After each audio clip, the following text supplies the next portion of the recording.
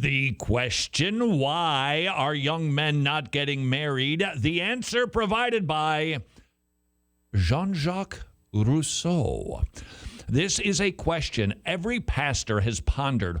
What's up with the young men in our flock? They don't want to get married. We all used to want to get married. Why? Indeed, something has changed. And in order to answer that question, at least in part, sit back, relax, and leave the driving to Nancy Pearcey. Jean-Jacques Rousseau. Most of the ideologies that bloodied the 20th century were influenced by him.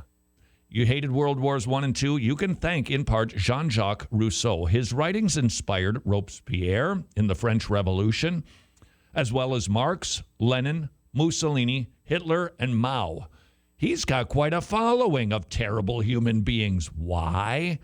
Because of his philosophy. Even Pol Pot, who massacred a quarter of the population in Cambodia, was educated in Paris and read Rousseau. So if you can get a grip on Rousseau's thinking, you have a key understanding to much of the modern world. Are you ready for the trip? Our destination will be an explanation why young men aren't getting married. What exactly was it that made his worldview so revolutionary? She asks. Rousseau said, the way to grasp the essence of human nature, to understand who we really are, our true selves, was to hypothesize what we would be like if we were stripped of all social relationships, morals, laws, customs, traditions, civilization itself. In other words, who would you be if you had nobody or no thing influencing you? That's the essence of you. And Rousseau wanted to get you there. How did he recommend doing that? Well, you just ignore all of social constructs. You get rid of your past and you just act any old way you feel like acting because that's the real you. That is Jean-Jacques Rousseau. He said, let's get rid of these things. This original pre-social condition he called the state of nature. In it, all that exists are lone, disconnected, autonomous individuals whose sole motivating force is the desire for self-preservation, what Rousseau called self-love.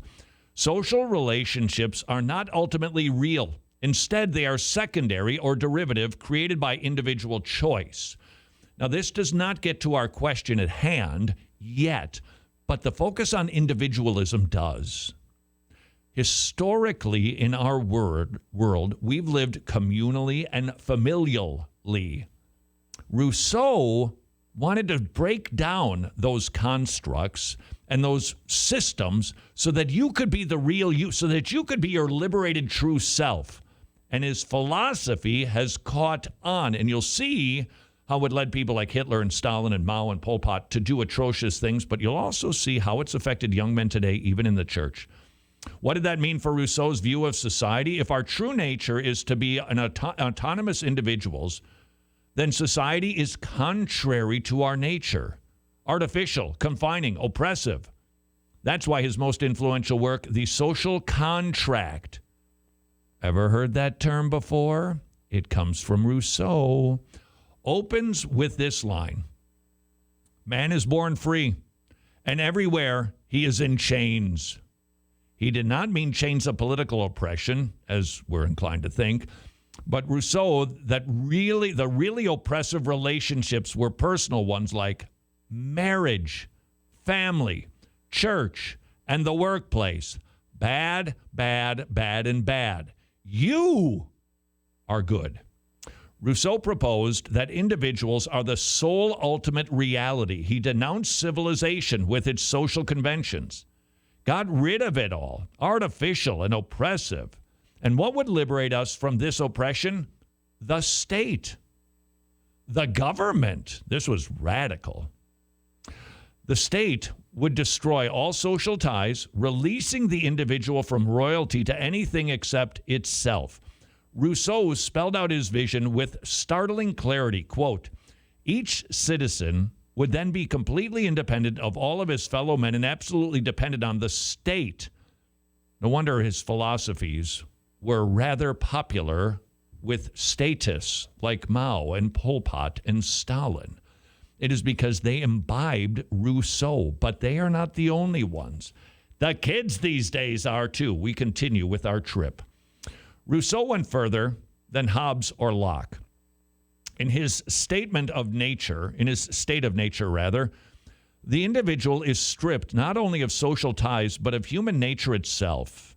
The earliest human is unformed, intermediate, nothing more than a beast, a gentle, peaceful, and happy beast, but a beast nonetheless.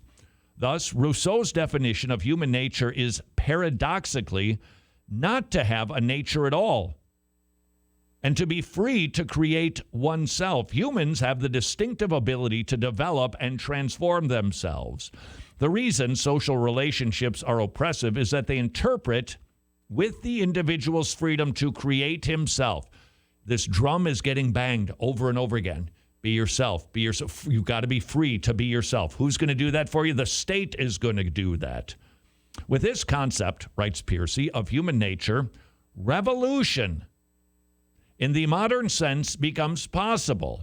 Not just revolt against a political regime, but the attempt to destroy the entire social order and rebuild an ideal one from scratch, one that would transform human nature itself and create, quote, the new man. Aren't we seeing that today? If you've scratched your head pondering, why aren't the young people getting married? Why are young men just not pursuing it rabidly? There are many reasons for that. But Nancy Piercy, in a book called Total Truth, recalling the philosophical history of Western civilization, helps us to understand why are young Christian men seeing marriage not as an institution that is good, that should be desired, but they see it as something risky and scary. Nancy Piercy is going to take us to that destination to answer the question, why aren't young people getting married, by studying Jean-Jacques Rousseau. You hear his thinking everywhere. He's influenced every wicked human being who's ever slaughtered other peoples. But he's also filtered his way down into commercials. Just do it. Believe in yourself. You've got this. You be you. What is that? That's Jean-Jacques Rousseau, being your true self. And this concept, it smells everywhere in our society. Children are encouraged to cast off parents, and parents are told to mind their own business so that their kids can be their little autonomous selves. Kids are told that they're wonderful, they can do anything that they want to. Set your mind to it. You can do it because you, the individual, are amazing. We're not teaching history in schools anymore. Why? Because, well, that connects you to a bigger past and a bigger group of people. And Romanticism says, Instead, you need to be you. You need to figure out who your true self is and then live it. And too bad what society says, you be you. That's Romanticism. Now, here's where it gets a little bit tricky. That philosophy that was really concocted by Rousseau led to the conclusion that state and statism will help us to accomplish our own self-liberation. That's what he taught. How did he get there? Let me take you back to Nancy Piercy in Total Truth. She writes, it may seem paradoxical that a philosophy of radical individualism would lead to radical statism, which is what we're seeing these days, even in the Democratic Party, aren't we?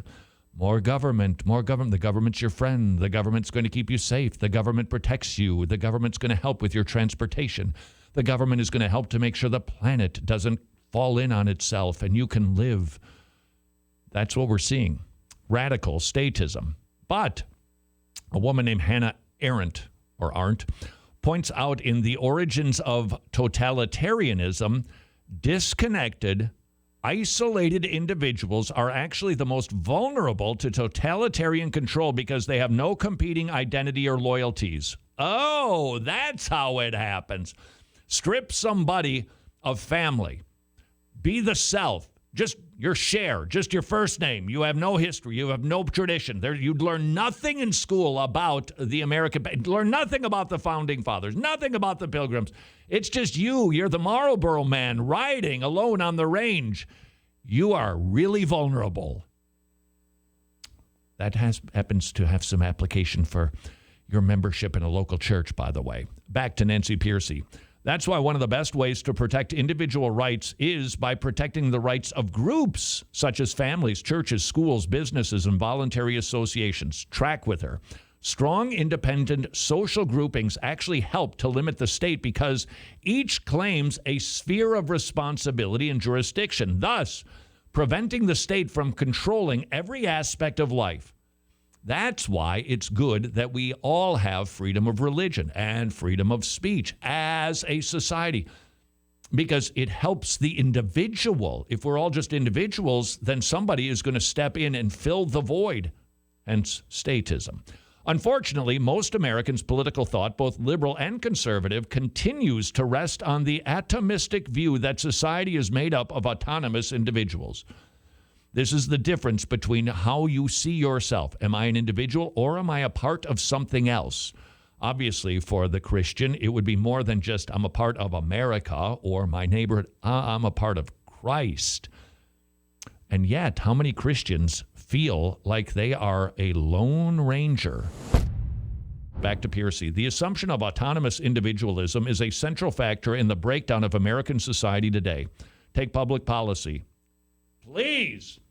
In Democracy's Discontent, Michael Sandel says the background belief of modern liberalism is the concept of the unencumbered self, by which he means, quote, unencumbered by moral or civic ties that they have not chosen. In liberalism, the individual exists prior to its membership in moral communities such as marriage, family, church, and polity. The self is even prior to any definition of its own nature. Thus, for liberalism, the core of our personhood is our ability to choose our own identity to create ourselves. Now we're getting there to answer the question, why aren't young people getting married? This is why relationships and responsibilities are often considered separate from and even contradictory to our essential identity. Why individuals often feel that they need to break free from their social roles as husband, wife, parent in order to find the true self. It is a Rousseau redux. And that ideology has been imbibed by young Christians. If you recall, our destination was answering the question, why aren't young people getting married? Again, many reasons. This is one. From Nancy Pearcey. Ideas like these do not remain purely abstract and academic. This is why we study philosophy. I think one of the differences of opinion that I would have with Nancy Pearcey, and it's certainly secondary, she's really good, is that she would say we study philosophy and history because we should be intellectuals. And I agree we should. But I want to study philosophy not so I can learn more about my Christian faith, but so I can understand how the world is thinking so wrongly. To be able to then apply scripture to their bad thinking. That's why I think we should be studying philosophy, because otherwise, quite honestly, it'll just make your head explode. People filter down from professors to their students, who may well put them into practice. For example, with marriage reduced to sheer choice, many students are deciding that saying I do has become too risky, that it's not worth the trade-off involved in giving up their autonomy. Oh, is that why young people don't want to get married? Hey, there's a risk here. Myself might suffer. We've seen marriages break up. People lose their houses. The kids are divided. I want me to be happy. I don't want to go through that. I think it's too risky. I'm going to wait. I've heard this expressed. This is not uncommon for young Christian men. They actually feel that getting married is fraught with dangers. Could it be it's because they have become so autonomous and they are not a part of something bigger? They're not connected to family. They're not connected to any institutions. They're not connected to the church. They're not connected to their country. They're not connected to culture and society. A study from the National Marriage Project at Rutgers found that today's young people view marriage as a form of economic exposure and risk, largely due to the prevalence of divorce. This is the deadly fruit of the atomistic view of society. Instead of being reverenced as a social good, marriage is now feared as an economic risk. Quote, today's singles mating culture is not oriented to marriage, the study from Rutgers says. Instead, it is best described as a low-commitment culture of sex without strings, relationships without rings. Clearly, the ontological individualism of Hobbes, Locke, and Jean-Jacques Rousseau remains at the heart of America's social and political, and I would add, marriage crisis. Have you been goading your young person to get married? Come on, get married. What's up with you? What's up with you? And they just won't. I don't want to. I haven't found anybody. It's too risky. I just don't trust that this is a good thing. We need to be lifting up marriage as a good, not just for them, but for the world. Marriage is good because it's God's institution, and rightly instituted, it affects everybody and everything. Then getting married is about more than self. It is about doing good for families, for my neighborhood, for my country, and for my local church. And as evangelicals, we need to be raising up the blessings of marriage, and that it is ultimately theological. It is a picture of the Lord Jesus Christ and his bride, the church. The man plays the role of Jesus. The woman plays the role of the church. It is a glorious picture of the gospel of Jesus Christ. It's more than an economic gamble. It's God's institution, and it is good. All right, gentlemen, second half. Here's the strategy.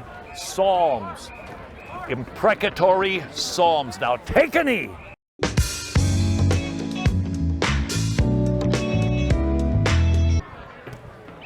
Let's